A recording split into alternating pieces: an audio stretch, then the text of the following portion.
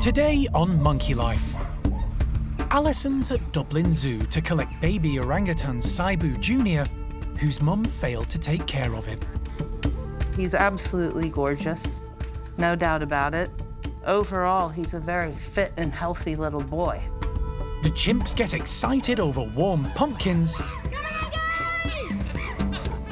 But Evelyn discovers alpha male Hananya doesn't share, except with best pal Shamak.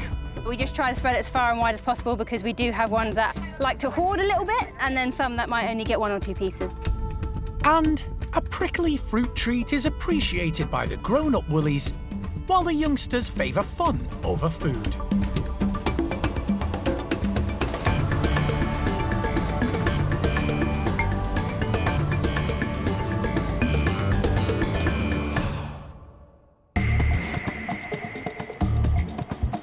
Monkey World in Dorset, buried deep in the English countryside, is the largest sanctuary of its kind on the planet. Hi, I'm Allison. The team, led by Dr. Alison Cronin, rescue and rehabilitate abused and unwanted primates from all over the world. You coming up? Good girl. The park provides a home for more than 250 primates from 24 different species.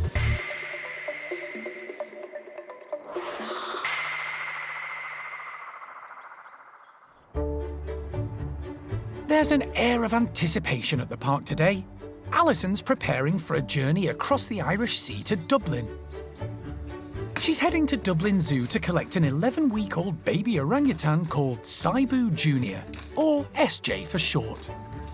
The tiny male, named after his father, has been hand-reared by staff there since birth, because his mother, Major, was unable to feed him. It's the 3rd time she's failed to rear a newborn. So Monkey World have been on standby from early on in case their help was needed. The park's team are known across the globe for their expertise in hand-rearing and caring for rejected and orphaned baby orangutans. He currently, as of yesterday, weighs 3 kilos only. So he's tiny. I mean, that's, 3 bags of sugar. So he is going to be very needy. Of course, orangs have a really long infancy and are very dependent upon their mothers, which is why it's so important that those female orangutans care for their babies. We'll bring him on here at the park and then try and graduate him to living inside the orang nursery, certainly during the days, until he doesn't require feeds through the night. And that's the plan. So excited to get on the road to Dublin to meet SJ. Monkey World's knowledge and expertise is the result of years of experience. There's a laugh, there's a laugh. Yes, you are, you're a bit of a monster.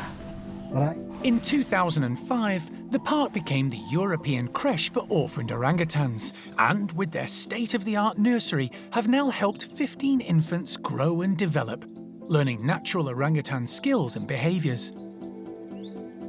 Many have graduated from the nursery to other zoos and wildlife parks across Europe to successfully start families of their own. It's a very small sample size, but something that we're very excited and proud about so far. All of our ladies who have graduated from the orangutan nursery have gone on to be excellent mothers. Every last one of them. So we're really pleased. Sibu Jr will soon have a playmate. It seems, just like buses, when one arrives, another soon follows.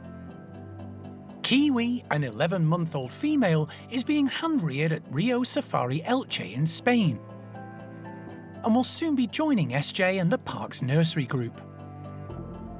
She's just a madam. I can't think of any other way to explain it. And Kiwi will come in the next couple of weeks to join sort of SJ. I think Kiwi might be ready to sort of head virtually straight into the orang nursery, even if she requires a feed later on in the evening. But it'll just be quite an amazing place for those 2 youngsters to grow up with Cayenne, Jan, Oshin, everybody in there sort of looking after them and making sure that they grow up as orangutans and understand orangutan behavior. It's clearly very critical for how they develop and what their personalities and abilities are like as adult orangutans. But first, Alison must make the journey to Dublin Zoo to meet Sibu Jr and his carers.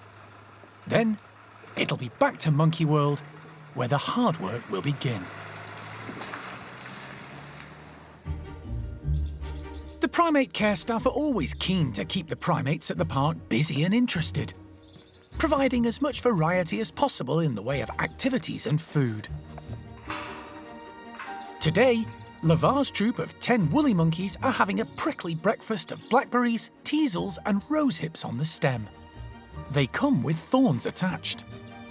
We've got a few young ones in this group, so they don't necessarily know about all the pricks and prods that you can get.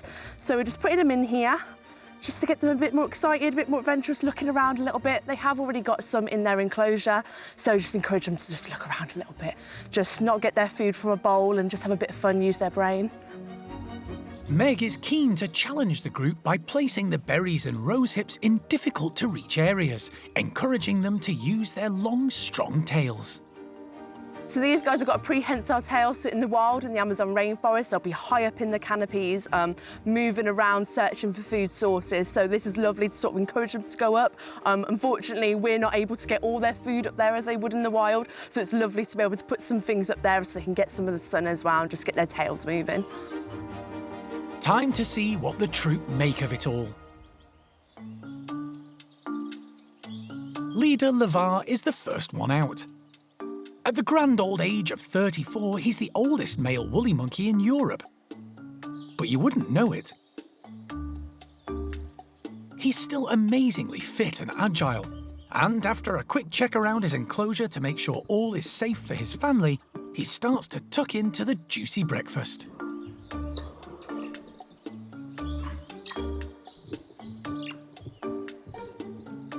The rest of the troop soon follow his lead. Woolly monkeys are primarily fruit eaters, but they also enjoy leaves, nectar and flowers, helping spread seeds throughout their habitat. Today's fruity feast offerings are all at different stages of ripeness, so they'll need to decide which berries are the tastiest or most to their liking.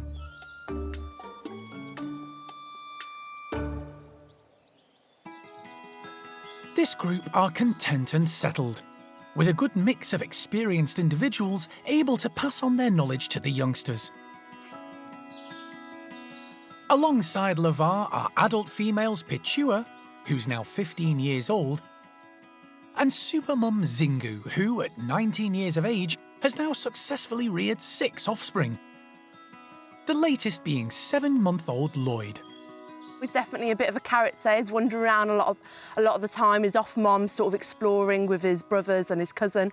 So he's having a lot of fun. He's putting a lot of stuff in his mouth at the moment, a lot of the leaves and stuff like that. So this will be a bit fun for him to see which ones are sweet, which ones are sour, and he can sort of have a look and be a bit more curious and a bit more adventurous with himself. Woolly monkeys have fleshy, padded palms that help protect them from most of the prickles. Lloyd is certainly getting stuck in, watching and learning from Mum, and then tackling the fruit himself. All the primate enclosures at the park are kept as wild as possible and have plenty of climbing apparatus and lots of foraging opportunities. Olivia is taking advantage of this by picking blackberries from one of the brambles growing naturally in the enclosure. There's plenty to keep the group occupied for the rest of the day. But for the youngsters, life isn't all about food. Having fun is just as important.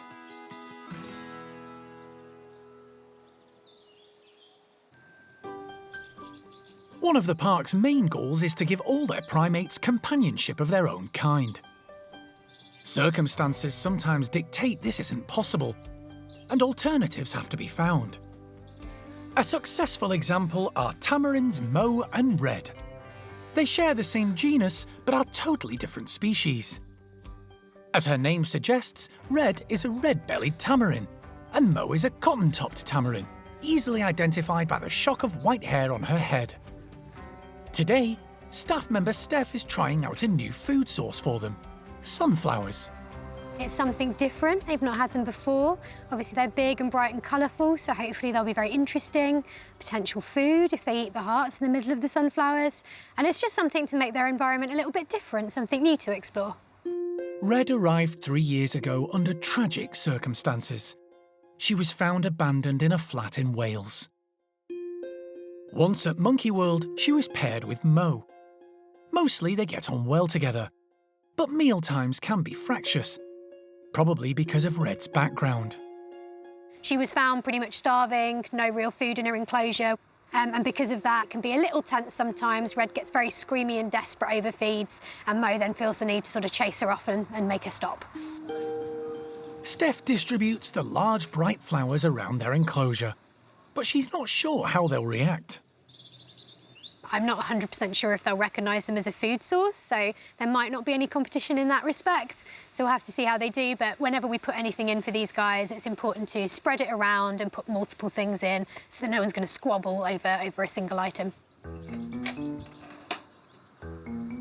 Steph's done her part, but the tamarin pair aren't budging. Red, Mo? Come and have a look now.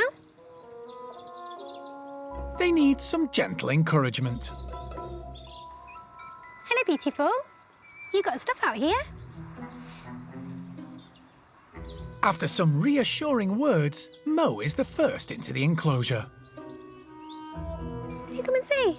You got some tasty stuff. Followed a short time after by Red. They're not sure what to make of the bright yellow flowers. Mo is first to take a closer look. The sunflowers are large, but the tamarins are perfectly adapted to tackle them, if they feel inclined. They have got very long, claw-like fingernails, and those are really, really handy to help sort of tear and rip things apart, so hopefully that will help them getting the sort of seeds out and things.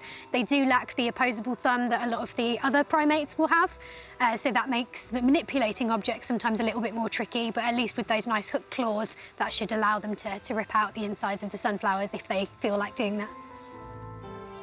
Tamarins also have excellent colour vision and depth perception, perfect for hunting insects, which seems to be their preference today. They may not have worked out yet that the sunflowers are there to be eaten. Meanwhile, the sunshine and their curiosity have lured them outside, and the flowers will be left in situ for a few days. Perhaps insects landing on the flower heads will eventually encourage the tamarins to try them.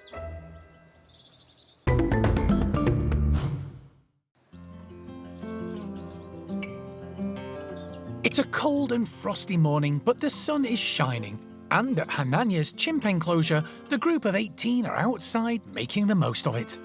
They're a hardy bunch who love to be outdoors, although some, like Patricia, choose to wrap up against the cold. A warming treat could be just the thing to help ward off the chill of the day. Primate care staff member Emma has cooked up some pumpkins, and the troop are waiting in anticipation. So these guys are getting a little bit excited and a little bit noisy because we are about to give them a nice feed of fresh cooked pumpkin, and they've got a little bit of onion in there as well. The pumpkin was amazingly donated to us, so it's a nice treat for them. It's something they don't get very often, and the fact that we can have it cooked means that they can have it nice and warm as well, so when they've got a frosty morning like today, it can just help them out, warm them up a little bit and make them feel a little bit good. There's plenty to go around.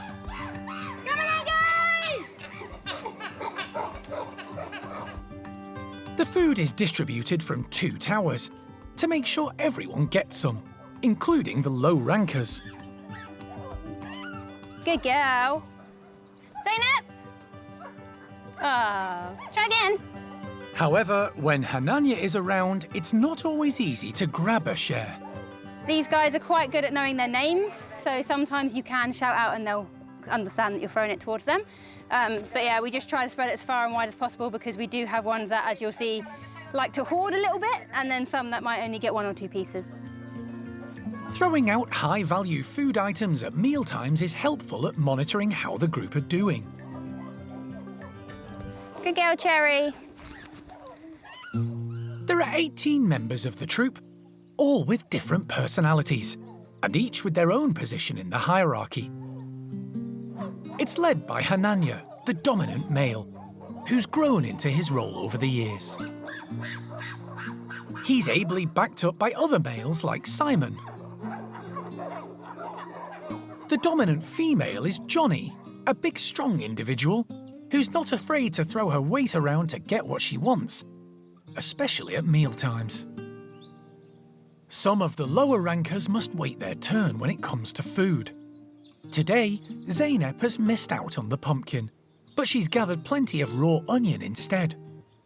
Canny Patricia sits somewhere in the middle of the hierarchy, and yet still manages to grab whatever food she wants. She's a savvy chimp who always has a plan at mealtimes.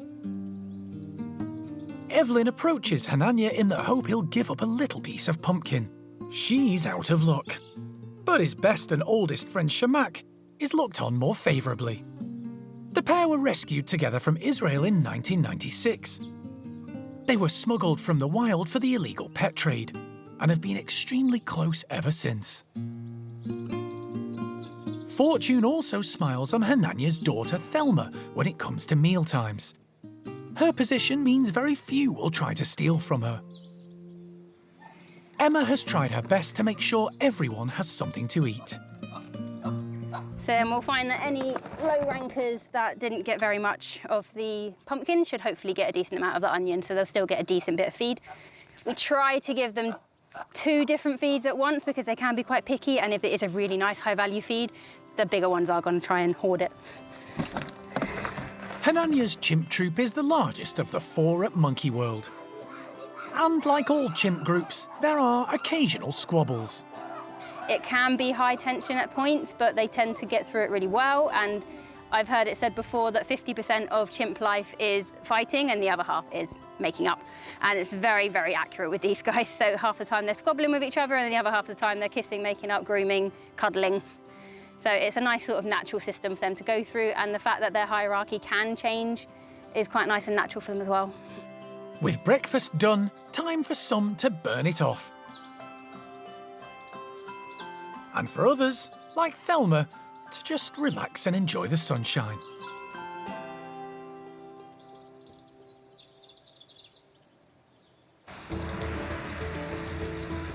After a trip across the Irish Sea, Alison has finally arrived at her destination, Dublin Zoo. The journey involved a lengthy drive from Dorset to Holyhead, followed by a 5-hour ferry journey. But there's no time to rest. She's come to collect 2-month-old Sibu Jr, an infant male orangutan rejected by his mother and subsequently hand-reared by the staff at the zoo. Dublin Zoo Director Christoph Schweitzer is on hand to welcome Alison. Oh, Christoph. Hi, Alison. Really good to see you again. Very nice to see you it's again, been too Alison. long. Welcome to Dublin Zoo. It's been a while, hasn't Yeah. it? Dublin Zoo is one of the oldest in Europe, first opening its doors to the public in 1840. Today, it's utterly transformed, spanning 28 hectares and attracting more than 1 million visitors a year. There's a diverse range of animals, but Alison's interest is the zoo's group of orangutans. So is this the orang? Yeah, that's the orangutan island over there with the artificial trees. And one particular individual. And the baby? Where is he living? He is actually living in our guest apartment, believe it or not. So the team is looking after him well day and night, and because we thought, right, you know, rather than taking him off-site at night, let's keep him here and bring the team in, which works a lot better. And he is, I can report, he is healthy. He is Nice one. very well. He does what a little orangutan needs to do at that age. We've assessed him with our vets, and we have a very nice little animal to Drink, give over to you. poop, and sleep. Yeah, exactly. Pretty Yeah, much, nappy changing, feeding. He's actually good. You know, he sleeps through quite a few hours now at night. Not every night, but many nights. So really not too bad. And we love him, of course. When Monsieur, Sibu's mum, gave birth, she held the infant, but never close enough to her breast for him to suckle. It left the team at Dublin Zoo with no choice. When she then started putting the little one up on her head, you know, still holding him too high, we said, really sorry, but we had to take him away. Yeah. We've reared him so far, but actually we know he's going to where he needs to be. Everybody coming together Yes. for the one reason, for the health and welfare of these babies. And that's absolutely brilliant, isn't it? You know, and that's the raison d'être that we all have, and that's what we are here for. Ultimately, it's for the benefit of the population, but also of the individual. Yeah. Alison is keen to have her first look at the infant, and straight away she's hands-on. He's absolutely gorgeous, no doubt about it. He's now at 2 months old, teething. So we've got, I know, we're talking about you. We've got his lower canine teeth, it feels like to me when he chews on my fingers, starting to push through the gums. He's biting down quite hard. And just like human babies, that makes him a little bit fidgety, grizzly, unhappy. Also can make their nappies really sort of loose and nasty as well. But overall, yeah, you can see he's just chewing on everything right now. Overall, he's a very fit and healthy little boy. So they've done a nice job.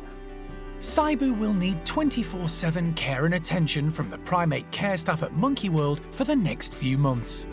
The one thing that's unique in the limited time that I've gotten to know SJ, he's a very noisy eater. Such a good boy. You just guzzle that down. Good boy. Alison is going to spend the next 2 days learning all she can from the staff at Dublin Zoo about Sibu's habits and character, and gathering information about his family background. Nobody likes the cat. I know. Then, the tiny infant can begin his journey across the sea to a new life with youngsters of his own kind in Dorset.